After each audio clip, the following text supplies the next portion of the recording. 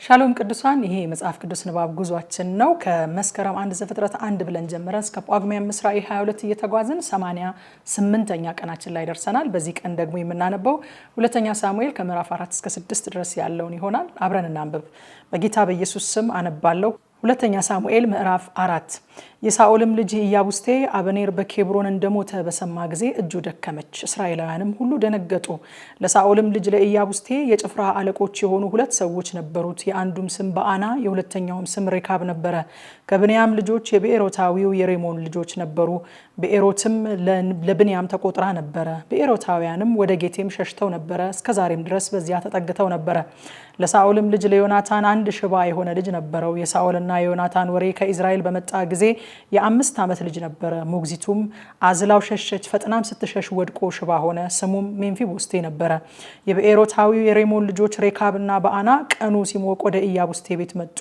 እርሱም በቀትር ጊዜ በምንጣፉ ላይ ተኝቶ ነበረ። በረኛይቱም ስንዴ ታበጥር ነበረ፣ አንቀላፍታም ተኝታ ነበር። ሬካብና ወንድሙ በአናም በቀስታ ገቡ። ወደ ቤትም በገቡ ጊዜ እርሱ በእልፍኙ በምንጣፉ ላይ ተኝቶ ሳለ መቱት፣ ገደሉትም፣ ራሱን ቆርጠው ወሰዱት። በአረባም መንገድ ሌሊቱን ሁሉ ሄዱ። የኢያቡስቴንም ራስ ይዘው ወደ ዳዊት ወደ ኬብሮን መጡ። ንጉሱንም ነፍስህ ይሻ የነበረውን የጠላትህን የሳኦልን ልጅ የኢያቡስቴን ራስ እነሆ፣ እግዚአብሔር ዛሬ ከሳኦልና ከዘሩ ለጌታችን ለንጉሱ ተበቀለለት አሉት። ዳዊትም ለብኤሮታዊው ለሬሞን ልጆች ለካሬብና ለወንድሙ ለበአና እንዲህ ብሎ መለሰላቸው። ነፍሴን ከመከራ ሁሉ ያዳነ ሕያው እግዚአብሔርን መልካም ወሬ የያዘ መስሎት እነሆ ሳኦል ሞተ ብሎ የነገረኝን የምስራቹን ዋጋ እንዲሆን ይዤ በጺቅላግ ገደልኩት። ይልቁንም በቤቱ ውስጥ በምንጣፉ ላይ ንጹሑን ሰው የገደላችሁትን እናንተንማ ኃጢአተኞችንማ እንዴት ነዋ? ደሙንም ከእጃችሁ አልሻውምን? ከምድር አላጠፋችሁምን? ዳዊትም ጎልማሶቹን አዘዘ፣ ገደሏቸውም። እጃቸውን እግራቸውን ቆርጠው በኬብሮን በውሃ መቆሚያ አጠገብ አንጠለጠሏቸው።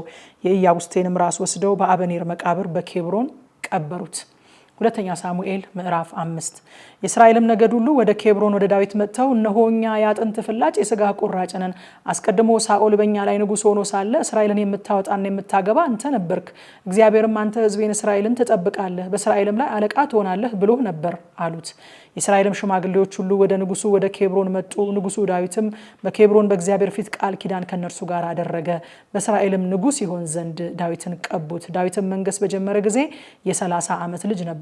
40 ዓመትም ነገሰ። በኬብሮንና በይሁዳ ላይ 7 ዓመት ከ6 ወር ነገሰ። በኢየሩሳሌምና በእስራኤል ሁሉና በይሁዳ ላይ 33 ዓመት ነገሰ። ንጉሱና ሰዎቹም በአገር ውስጥ ከተቀመጡት ከኢያቡሳውያን ጋር ለመዋጋት ወደ ኢየሩሳሌም ሄዱ። እነሱም ዳዊት ወደዚህ ሊገባ አይችልም ብለው አስበው ነበርና ዳዊትን እውሮችና አንካሶችን ካላወጣህ በቀር ወደዚህ አትገባም አሉት። ነገር ግን ዳዊት አምባይቱን ጽዮንን ያዘ፣ እርሷም የዳዊት ከተማ ናት። በዚያም ቀን ዳዊት ኢያቡሳውያንን የሚመታ በውሃ መሄጃው ይውጣ፣ የዳዊትም ነፍስ የምትጠላቸውን እውሮችና አንካሶችን ያውጣ አለ። ስለዚህ በምሳሌ እውርና አንካሳ ወደ ቤት አይግቡ ተባለ። ዳዊትም በአምባይቱ ውስጥ ተቀመጠ፣ የዳዊትም ከተማ ብሎ ጠራት። ዳዊትም ዙሪያዋን ከሚሎ ጀምሮ ወደ ውስጥ ቀጠራት። ዳዊትም እየበረታ ሄደ፣ የሰራዊት አምላክ እግዚአብሔር ከሱ ጋር ነበረ። የጢሮስም ንጉስ ኪራም ወደ ዳዊት መልእክተኞችን የዝግባ እንጨትና አናጢዎችንም ጠራቢዎችንም ላከ። ለዳዊትም ቤት ሰሩለት። ዳዊትም እግዚአብሔር በእስራኤል ላይ ንጉስ አድርጎ እንዳጸናው ስለ ሕዝቡም ስለ እስራኤል መንግስቱን ከፍ እንዳደረገ አወቀ። ዳዊትም ከኬብሮን ከመጣ በኋላ ሌሎቹን ቁባቶቹና ሚስቶቹን ከኢየሩሳሌም ወሰደ።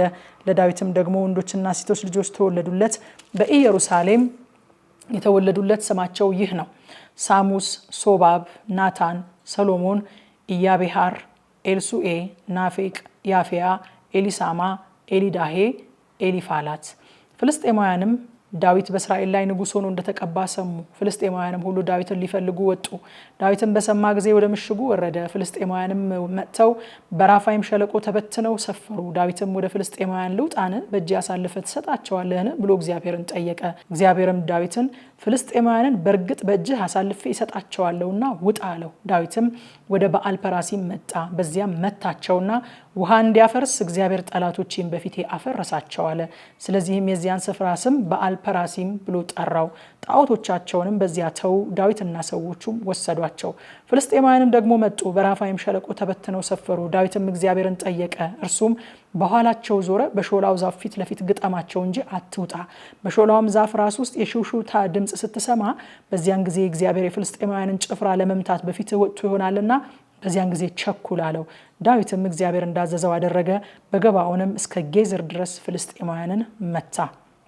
ሁለተኛ ሳሙኤል ምዕራፍ 6 ዳዊትም ዳግም ከእስራኤል የተመረጡትን 30,000 ያህል ሰው ሰበሰበ። ዳዊትና ከእርሱ ጋር የነበሩት ሕዝብ ሁሉ በይሁዳ ካለች ከበዓል ተነስተው በኪሩቤል ላይ በተቀመጠው በሰራዊት ጌታ በእግዚአብሔር ስም የተጠራውን የእግዚአብሔርን ታቦት ከዚያ ያመጡ ዘንድ ሄዱ። የእግዚአብሔርንም ታቦት በአዲስ ሰረገላ ላይ ጫኑ። በኮረብታውም ላይ ከነበረው ከአቢናዳብ ቤት አመጡት። የአሚናዳብ ልጆች ኦዛና አሂዮ አዲሱን ሰረገላ ይነዱ ነበረ። በኮረብታውም ላይ ከነበረው ከአሚናዳብ ቤት የእግዚአብሔርን ታቦት ባመጡ ጊዜ አሂዮ በታቦቱ ፊት ይሄድ ነበረ። ዳዊትና የእስራኤልን ቤት ሁሉ በቅኔና በበገና በመሰንቆም በከበሮም በነጋሪትና በጸናጸል በእግዚአብሔር ፊት በሙሉ ኃይላቸው ይጫወቱ ነበረ። ወደ ናኮንም አውድማ በደረሱ ጊዜ በሬዎቹ ይፋንኑ ነበርና ኦዛ እጁን ዘርግቶ የእግዚአብሔርን ታቦት ያዘ። የእግዚአብሔርም ቁጣ በኦዛ ላይ ነደደ። እግዚአብሔርም ስለ ድፍረቱ በዚያው ቀሰፈው። በእግዚአብሔርም ታቦት አጠገብ በዚያው ሞተ። እግዚአብሔርም ኦዛን ስለሰበረው ዳዊት አዘነ። እስከዛሬም ድረስ የዚያ ስፍራ ስም የኦዛ ስብራት ተብሎ ተጠራ። በዚያም ቀን ዳዊት እግዚአብሔርን ፈራና የእግዚአብሔር ታቦት ወደ እኔ እንዴት ይመጣል አለ።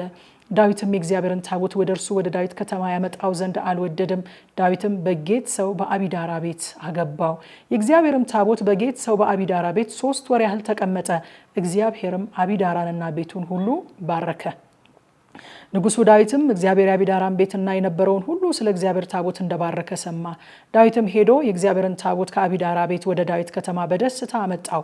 የእግዚአብሔርንም ታቦት የተሸከሙ 6 እርምጃ በሄዱ ጊዜ 1 በሬና 1 ፍሪዳ ሰዋ።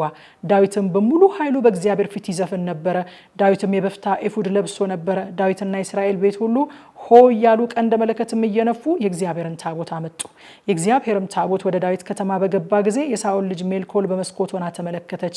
ንጉሱ ዳዊትም በእግዚአብሔር ፊት ሲዘልና ሲዘፍን አየች፣ በልቧም ናቀችው። የእግዚአብሔርንም ታቦት አገቡ። ዳዊትም በተከለለት ድንኳን ውስጥ በስፍራው አኖሩት።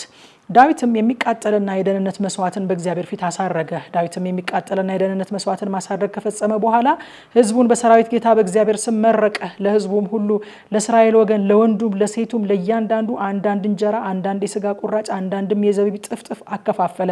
ሕዝቡም ሁሉ እያንዳንዱ ወደ ቤቱ ሄደ። ዳዊትም ቤተሰቡን ሊመርቅ ተመለሰ። የሳኦል ልጅ ሜልኮል ዳዊትን ለመቀበል ወጣችና ምናምንቴዎች እርቃናቸውን እንደሚገልጡ የእስራኤል ንጉሥ በባሪያዎቹ ቆነጃጀት ፊት እርቃኑ መግለጡ ምንኛ የተከበረ ነው አለችው። ዳዊትም ሜልኮልን በእግዚአብሔር ፊት ዘፍኛለሁ። በእግዚአብሔር ሕዝብ በእስራኤል ላይ አለቃ እሆን ዘንድ ከአባትሽና ከቤቱ ሁሉ ይልቅ የመረጠኝ እግዚአብሔር የተባረከ ይሁን። ስለዚህ በእግዚአብሔር ፊት እጫወታለሁ። አሁንም ከሆንኩት ይልቅ የተናቅኩ ሆናለሁ፣ በዓይንሽም እዋረዳለሁ። ነገር ግን በተናገርሽው ቆነጃጀት ዘንድ እከብራለሁ አላት። የሳኦልም ልጅ ሜልኮል እስከ ሞተችበት ቀን ድረስ ልጅ አልወለደችም ይላል። የዛሬ ንባባችን ማታ 3 ሰዓት ላይ ቲክቶክ እና ቴሌግራም ላይ እንድትመጡ ጋብዛችኋለሁ። በዛ የእግዚአብሔርን ቃል እናጠናለን። ጸጋ ይብዛላችሁ።